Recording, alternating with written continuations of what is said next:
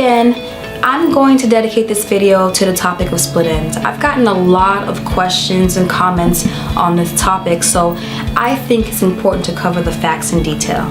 In this video, I'm going to go over what split ends are, the different types of split ends, how to prevent them, and some helpful solutions on what to do if you already have them.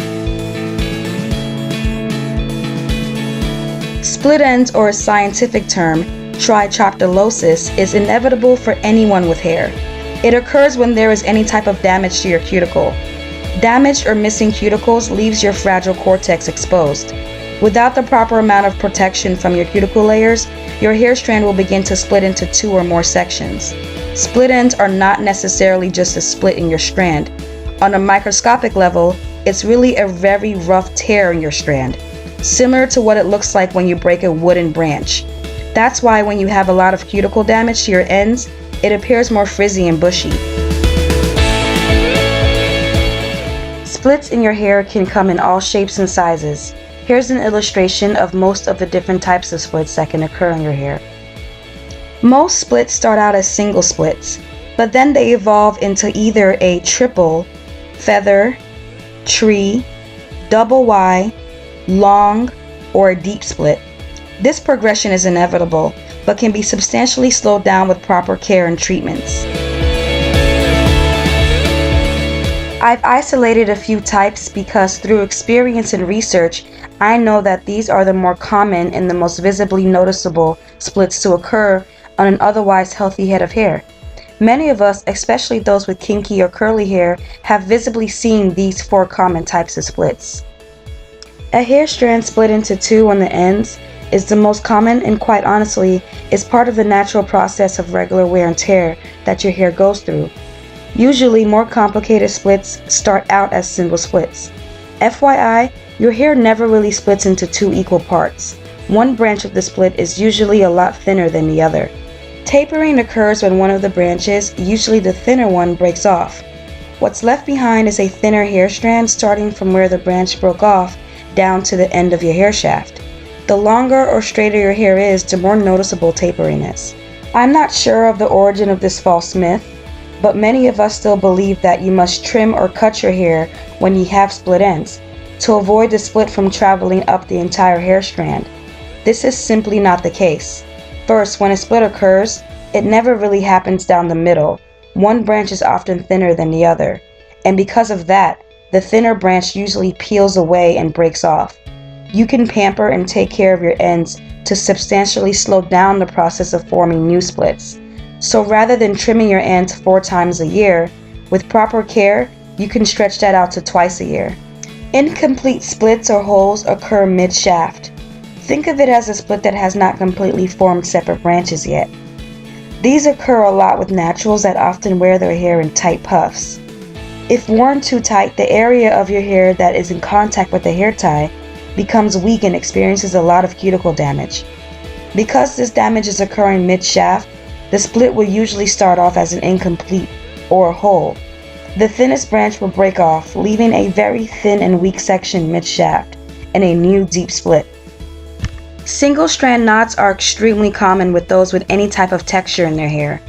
They happen when your hair strand loops around itself and tightens when you handle, comb, or wash your hair. These tight knots are almost impossible to undo and will eventually break at the knot. Eventually, this rough break will cause your hair strand to form new splits. While this is an inevitable process that will continue and continue until your hair strand is trimmed, there are certain things you can do to slow down the process.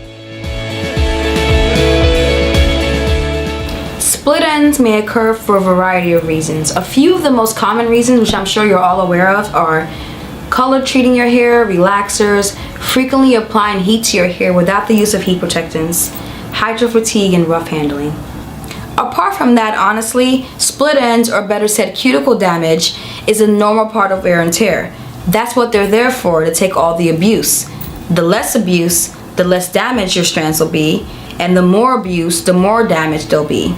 Think of it like the shield that protects you in sword fighting. The shield is there to protect you away from harm, so of course it's going to experience more damage. Get it? Honestly, there is no way to prevent split ends. Unless your hair is not touched or moved for any reason, split ends are going to occur. So your goal should be to slow down the never-ending process. Here are a few suggestions on things you can do. When you do decide to trim your ends, make sure the shears you use are as sharp as possible. This makes your cuts a lot smoother and blunt. The less rough your cuts are, the less likely a new split will form. To avoid making them dull, make sure to store your shears in a dry place and to only use them for your hair and nothing else. In addition to using sharp shears to maintain your ends, the direction of your trim is also very important. Always snip straight across the ends of your hair, never at an angle. Angled trims increase the surface area of the new end, which introduces more opportunities for splits and breakage. Lastly, try to always trim your hair while it's dry. We are so accustomed to seeing hairstylists, often high-end hairstylists, cut hair while it's wet. They do this for many reasons, mainly because it's easier to see and to avoid a mess. But this can lead to split ends, especially if the shears are dull. Think about it this way. It's like cutting paper. Cutting wet paper does not give you as clean a cut as cutting dry paper. The same principle applies to your hair. This is pretty self-explanatory. The more heat and chemicals you use on your hair, the more cuticle damage you will have. And the more cuticle damage you have, the more split ends you'll get. And when you do decide to use heat, make sure to use a silicone-based heat protectant. Deep conditioning and real protein treatments are great for split end prevention.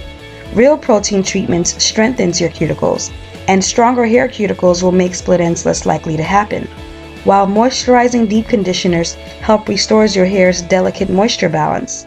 Finding your correct moisture protein balance will result in stronger elastic hair. I'm sure a lot of you have heard of the increasingly popular LOC moisturizing method, where you start off with a liquid, then an oil followed by a cream. While this method does not harm your hair, I do not recommend it over the LCO method, which is to use a liquid, then a cream followed by an oil. I say this for many reasons. First, layering in order of the product's density or water amount makes it easier for the water molecules to absorb into your hair. With the cream sitting on top of the oil is blocking your hair's ability to absorb moisture and nutrients from the cream. What the popular LOC method does is that it creates a shiny illusion. It's not the hair that is shiny, it's the cream that's sitting on top of the oil that was not able to absorb into your hair that's shiny. Many hair care brands claim that their products can repair or even heal split ends, but in reality, this is not true. The most any product could ever do is to temporarily mend damaged cuticles. So for those of you that have split ends, which should be everyone, I recommend the use of real protein treatments to strengthen and slow down the process of forming new splits.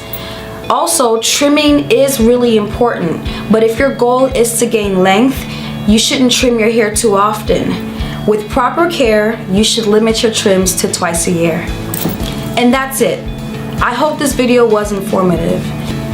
We have a lot of interesting and exciting plans coming up for this channel, so please click the subscribe button below, and I'll see you in the next video. Bye!